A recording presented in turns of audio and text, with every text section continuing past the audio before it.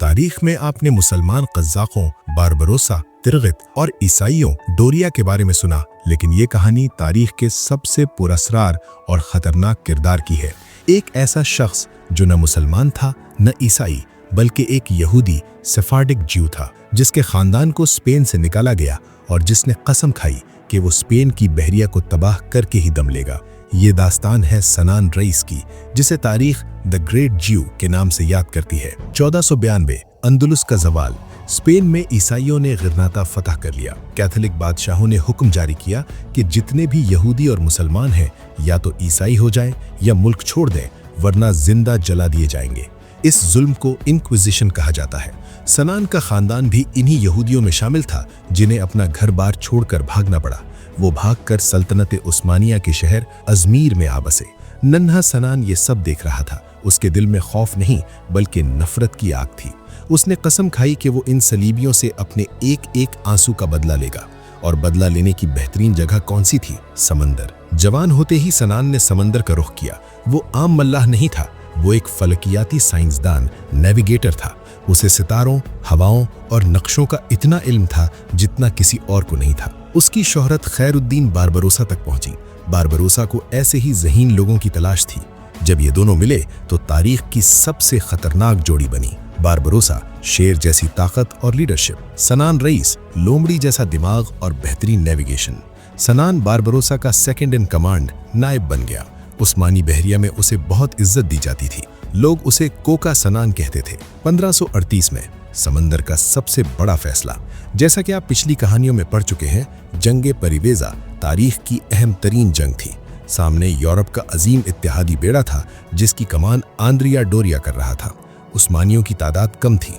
इस जंग में सनान रईस बहरी बेड़े के एक अहम हिस्से की कमान कर रहा था। जब जंग फंसी हुई थी तो सनान ने अपनी महारत दिखा दी।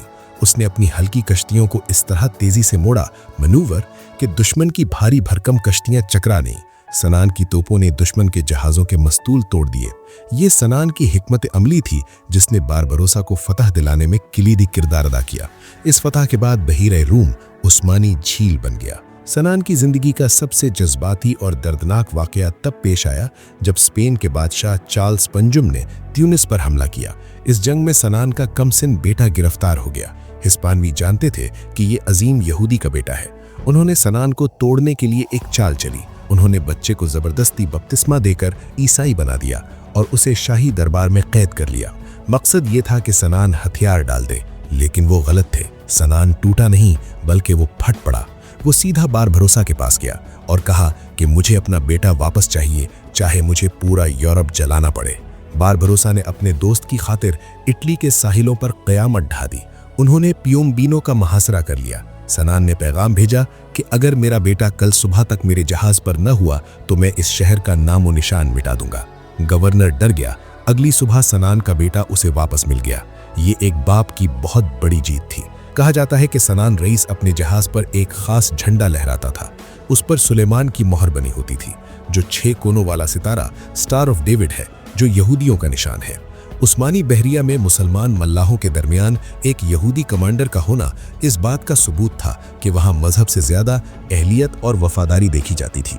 सनान नमाज नहीं पढ़ता था, लेकिन वो बारबरोसा और सल्तनत उस्मानिया का इतना वफादार था कि उसके बिना बारबरोसा कोई बड़ा फैसला नहीं करता था। सनान रईस ने पूरी जिंदगी समंदरों पर राज किया और हिस्पानवी बहरिया को लातादाद जख्म दिए। 1546 में जब उसके बेहतरीन दोस्त और आका खैरुद्दीन बारबरोसा का इंतकाल हुआ तो सनान भी ज्यादा अरसा जिंदा न रहा। जल्द ही वो भी इंतकाल कर गया। उसे इस्तंबुल के इलाके उस्कुदार में एक यहूदी कब्रिस्तान में दफन किया गया। कुछ रिवायात के मुताबिक वो बारबरोसा के मकबरे के करीब दफन है। लेकिन अहम बात यह है कि तुर्की की बहरिया आज भी उसे अपना हीरो मानती है। अगर बारबरोसा उस्मानी बहरिया का बाजू था तो सनान रईस उसकी आंखें था।